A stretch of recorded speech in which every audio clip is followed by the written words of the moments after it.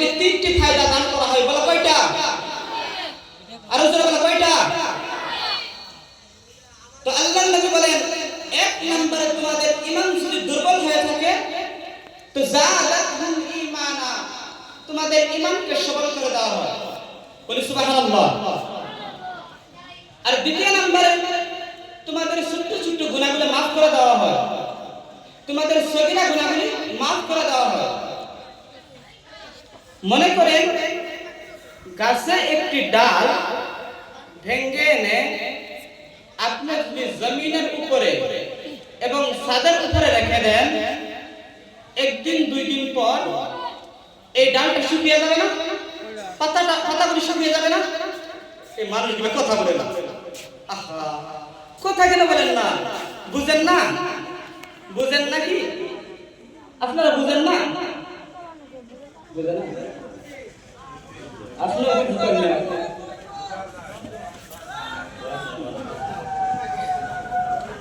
তো কথাগুলো শুকিয়ে যাবে না?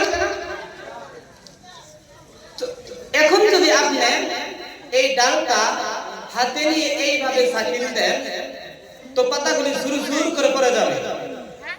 আল্লাহর নবী বিশ্বনবী জনাবে মুহাম্মদুর রাসূলুল্লাহ সাল্লাল্লাহু আলাইহি ওয়াসাল্লাম বলেন, এ বান্দা তোমরা যখন কুরআনুল কারীমের মাহফিল পেয়ে যাও আর তোমরা যদি আউয়াল থেকে আখির পর্যন্ত এখানে বসে থাকো, আল্লাহর ফেরেশতাগুলি তোমাদের শরীর এইভাবে চাকিয়ে চাকিয়ে গুনাহগুলি ঝুর ঝুর করে ফেলে দেয়, বলে সুবহানাল্লাহ। এই তো আওয়াজ বের হয়ে গেছে। আল্লাহ তাআলা বলেছেন, ওয়ারাব্বাকা ফাকাব্বির, তোমরা যখন কুরআনুল কারীমের মাহফিল পাও বা তোমরা যেখানে আল্লাহ নবীর কথা বলা হয় ওইখানে তোমরা আল্লাহর বড়ত্বের ঘোষণা দাও। ওয়ারাব্বাকা ফাকাব্বির, আল্লাহর বড়ত্বের ঘোষণা দাও। এখন আমি নারায়ণ তাকবীর বলবো, আপনারা তাকবীর দিবেন। আমি দেখতে চাই এলাকার লোকেরা কত আওয়াজ দিতে পারে। আমি তিনটি তাকবীর দেব। তো নারায়ণ তাকবীর, আরো জোরে বলতে হবে নারায়ণ তাকবীর, নারায়ণ তাকবীর। এই তো শয়তান চলে গেছে। তো আল্লাহর নবী বলেছিল যে দুইটা চলে গিয়েছে, তিনটা ফায়দা দেওয়া হয়।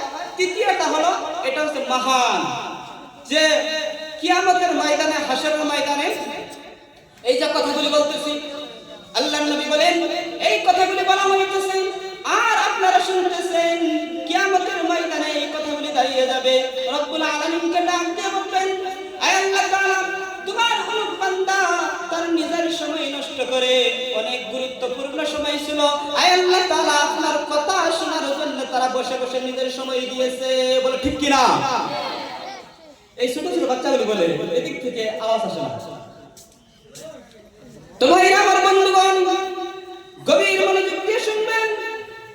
আল্লাহ তাআলা বললেন, বান্দা যখন তোমরা নিয়ামত পেয়ে যাও, তোমরা নিয়ামতের শুকর আদায় করো, আমি রব্বুল আলামিন তোমাদের নিয়ামতকে বৃদ্ধি করে দেব।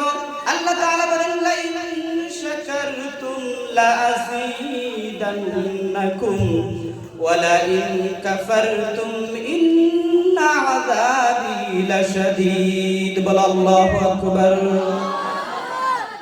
আল্লাহ তাআলা বলেন,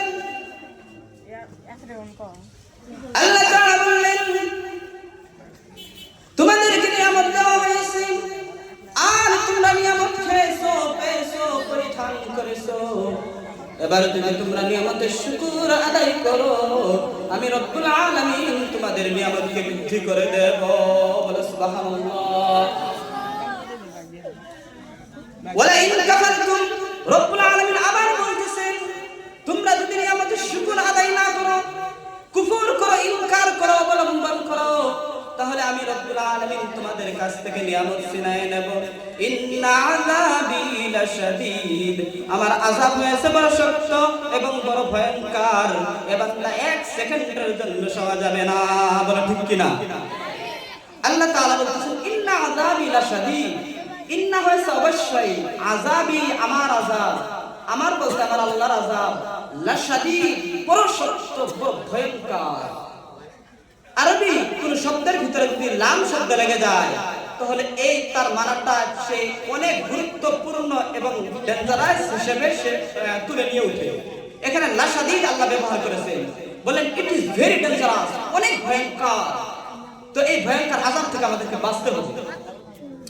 তো রব্বুল আলামিন বললেন, বান্দা তোমরা নিয়ামতের শুকর আদায় করলে তোমাদেরকে নিয়ামত বাড়িয়ে দেওয়া হবে, আর যদি তোমরা শুকর আদায় না করো তাহলে তোমাদের কাছ থেকে নিয়ামত ছিনিয়ে নেওয়া হবে। আল্লাহ তাআলা এই জন্য আমাদের অনেক ধরনের নিয়ামত দিয়েছেন।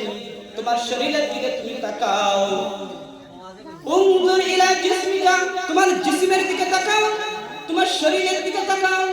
রব্বুল আলামিন কত ধরনের নিয়ামত দিয়েছেন। আল্লাহ রব্বুল আলামিন আজকে আমাদের কান দুইটা এখানে দিয়েছে, এখানে কান দুইটা যদি না দিয়ে কাহের নিচে দিত, বলেন কান দুইটা যদি এখানে না দিয়ে কাহের নিচে দিত তাহলে কত বিশৃঙ্খলা হতো। আজকে কথা বলার জন্য এবং শোনার জন্য সবাইকে এইভাবে হাত উঠিয়ে বসা লাগতো, ঠিক কি না? বুঝো নাই? কান কোথায়? কান কাহের নিচে, এইভাবে রাখলে তো শুনতে পারবা না। যদি কান কাহের নিচে হতো তাহলে এইভাবে হাত উঠিয়ে বসা লাগতো। আর যদি নাকটা এখানে না হয়ে পিছনে হতো তাহলে সর্বপ্রথম খানা বানিয়ে পিছনে নেওয়া লাগতো, কারণ নাক কোথায়? পিছনে না। তাহলে আল্লাহ তাআলা এমন সুন্দর জায়গায় দিলেন, আপনি খানা উঠাবেন, নাকে টেস্ট করবেন, এরপরে মুখে ঢুকিয়ে দিবেন। বলেন সুবহানাল্লাহ।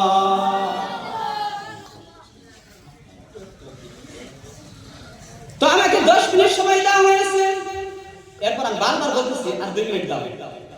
তো 2 মিনিটের ভিতরে একটু ছোট্ট একটু ওকে বলে শেষ করে দেব, কারণ ছোট মানুষ তো এই জন্য। তো ভাই আমার বন্ধুগণ, আল্লাহর পয়গম্বর হযরত মূসা আলাইহিস সালাতু ওয়াস সালাম তিনি একটি রাস্তা দিয়ে চলতেছেন, হঠাৎ করে একটা ফকির বান্দার সঙ্গে দেখা হয়ে যায়। আল্লাহর বান্দা ফকির ডেকে বলতেছেন, ইয়া নবী আল্লাহ উনজুর ইলা জিসমি, ও আল্লাহর পয়গম্বর আপনি আমার জিসমের দিকে তাকান। মূসা আলাইহিস সালাতু ওয়াস সালাম তাকিয়ে দেখেন এই বান্দার 2টা পাও নাই। বলে কি নাই? 2টা পাও না। তো বললো, দেখো আল্লাহ তাআলা আমাকে 2টা পাও দেয় না, কেন সৃষ্টি করেছে? দুনিয়ার জন্য আমার কোনো কাজ নাই, না ভালো করতে পারি না খারাপ করতে পারি, কেন সৃষ্টি করলেন? একটাবার আল্লাহকে অল্প জিজ্ঞাসা করেন না।